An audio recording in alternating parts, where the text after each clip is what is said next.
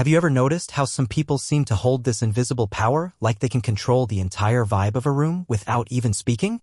They don't raise their voice. They don't beg. They don't explain. They just withdraw. And suddenly everything shifts. The energy changes. People start to get uncomfortable.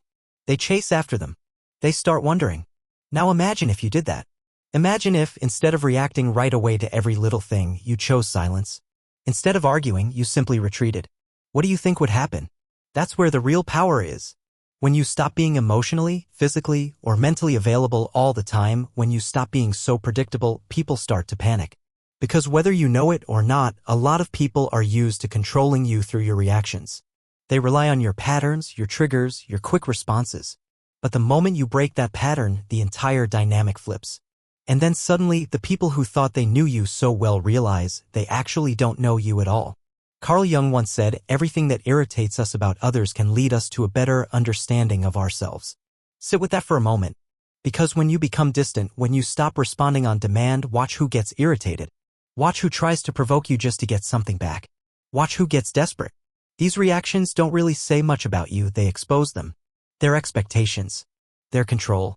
Their dependency on your emotional responses. And if we're being honest, a lot of us are still being manipulated without realizing it. We say yes when we want to say no. We respond out of guilt. We give explanations to people who haven't earned the right to hear them.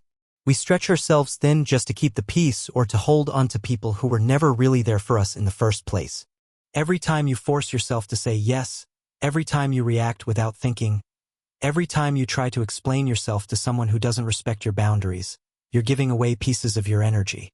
And what's left at the end of the day? Tiredness, frustration, emptiness, that hollow feeling you can't quite explain. Let me tell you why that happens. Because you're being too available to people who don't even deserve a minute of your presence, let alone your energy. But this isn't about cutting yourself off from the world or becoming cold. No, this is about choosing yourself. This is about something Jung called individuation, the process of becoming whole, becoming real, becoming you. And it all begins with understanding one thing.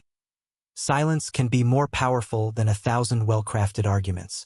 Withdrawal, when it comes from clarity, not fear, is an act of strength. So let me ask you this. How much longer are you going to let other people's emotions run your life? How long will you keep reacting like a puppet every time someone pushes your emotional buttons? Maybe it's time to cut the strings, to become a mystery, to let go of the need to be understood by everyone. Because here's what no one tells you. You've been trained your whole life to be available. Since you were a kid, you were conditioned to think that your value comes from how useful or accessible you are to others. Respond quickly. Be agreeable. Keep everyone comfortable. Smile even when you're breaking inside. But I want to tell you something, and I want you to hear it clearly. Excessive availability is not a virtue. It's a trap. And as long as you think you have to always be there, emotionally, physically, digitally, you'll keep being drained. Used. Discarded the moment you're no longer useful.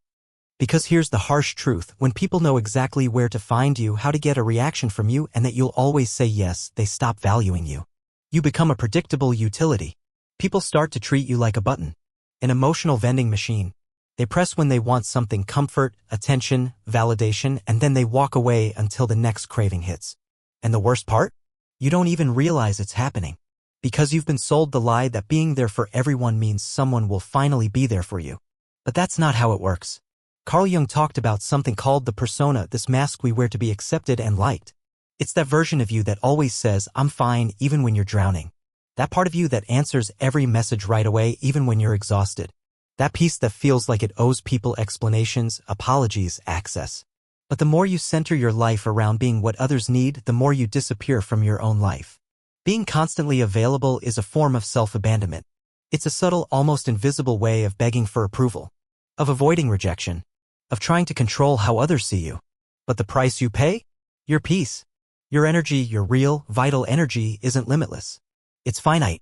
And if you don't protect it, others will happily use it all up. Here's the thing, people who always expect you to be available, they don't value you. They value what you do for them. You make them feel seen, heard, understood, distracted, whatever it is. But the moment you change, the moment you say no, the moment you stop being so reactive, those same people get angry.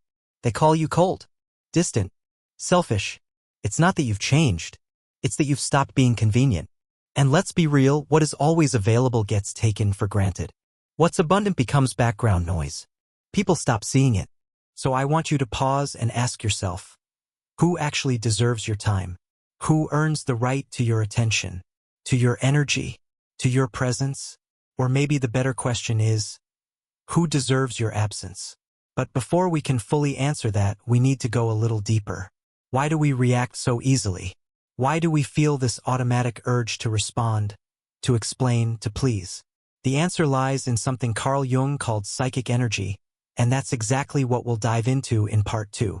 Because your energy is all you truly have. And if you don't learn how to protect it, someone else will learn how to use it against you. Carl Jung didn't see the human mind as just some automatic machine, mindlessly reacting to whatever happens around it. He saw it as an energy system, and that concept changes everything. Every thought you have, every feeling you experience, every action you take.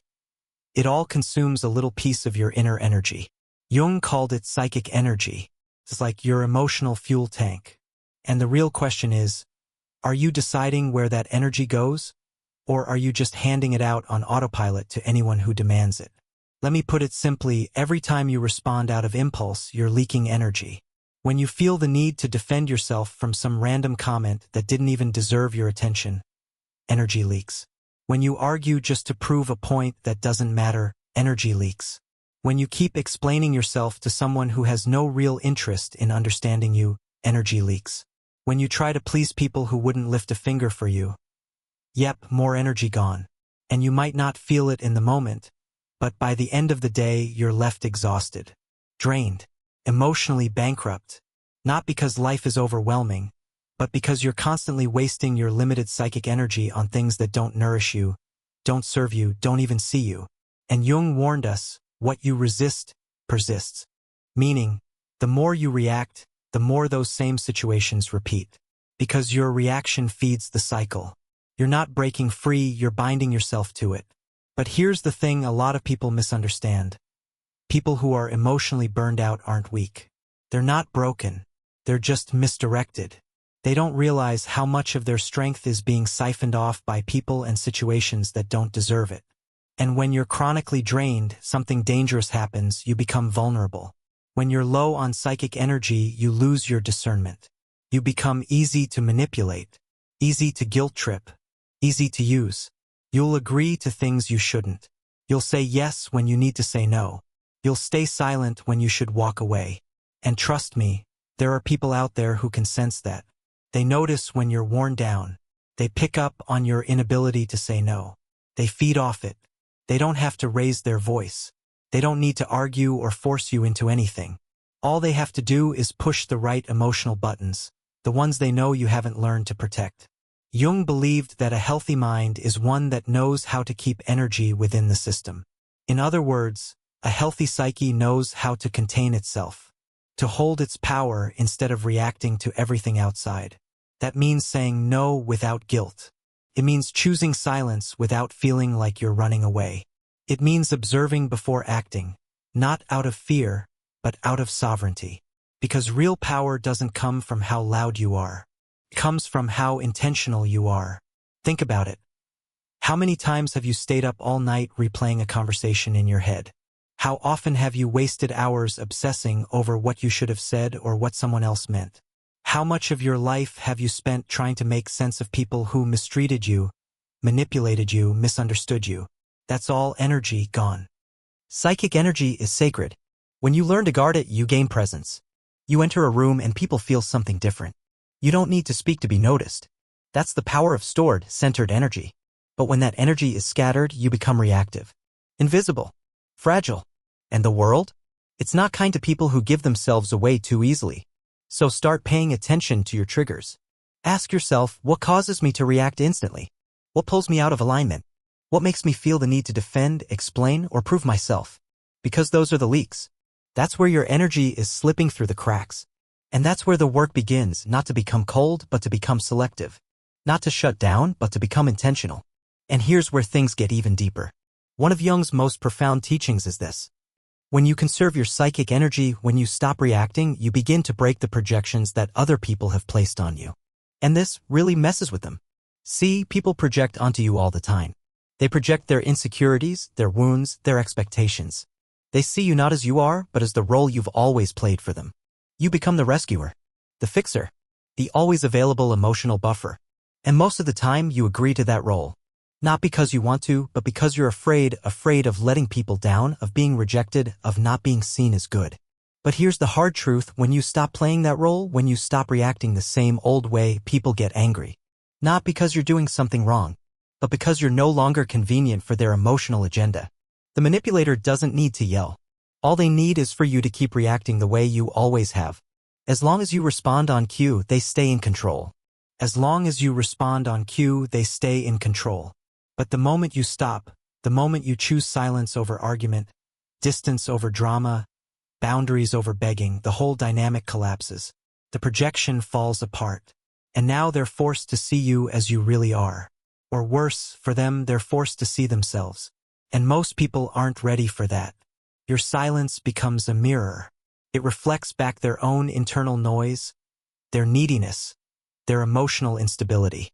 And they hate that. So what do? They criticize you, accuse you of changing, call you selfish, cold, distant. But it's not about you. It's about their loss of control. Jung said, "We do not become enlightened by imagining figures of light, but by making the darkness conscious." When you withdraw, when you stop fueling dysfunctional dynamics, the other person's shadow comes to the surface. And that's terrifying for people who've always used you to avoid facing themselves. But here's the real question. Are you ready for that? Are you ready to be misunderstood? Are you ready to be criticized, maybe even rejected, for the sake of protecting your energy? Because it's in that silence, right there after the rupture, where a different kind of power is born. And that's what we're going to explore next. In part 3, we'll talk about how silence isn't just a shield. It's a weapon, a tool of inner mastery. And we'll look at how your conscious unavailability changes not only your relationships, but the very reality you live in. The modern world is loud. Everyone's talking, posting, arguing, trying to win pointless debates just to feel something. And in the middle of all that chaos, we've forgotten the value of silence. But not just any silence. I'm talking about strategic, conscious, deliberate silence. The kind of silence that isn't empty. It's full of clarity, full of presence, full of power. Carl Jung didn't see silence as a void. He saw it as a place where transformation happens, where the ego quiets down and the real you starts to emerge. Because here's the truth: when you stop reacting, you start observing. And when you observe, you begin to see. You see emotional patterns you've been stuck in for years. You see manipulation games that once flew under your radar. You notice who only calls when they need something, who gets anxious when you stop responding, who thrives on your chaos because it keeps them in control. Your silence reveals what their words try to hide. Have you ever noticed how some people panic when you don't explain yourself? When you don't reply instantly? When you just disappear? It's not because they miss you. It's not because they care as deeply as they say. It's because your absence breaks their illusion of control. It forces them to sit with their discomfort instead of outsourcing it to you. See, when you're speaking, defending, explaining, engaging, you're still in the game. You're still giving them something to hold on to. But when you go silent, the game ends. And that's terrifying to people who feed off your emotional accessibility. Real silence isn't passivity, it's discipline. It's the art of not letting someone else's emotional chaos pull you into a narrative that drains you. True silence is when you finally understand not every battle is worth your energy.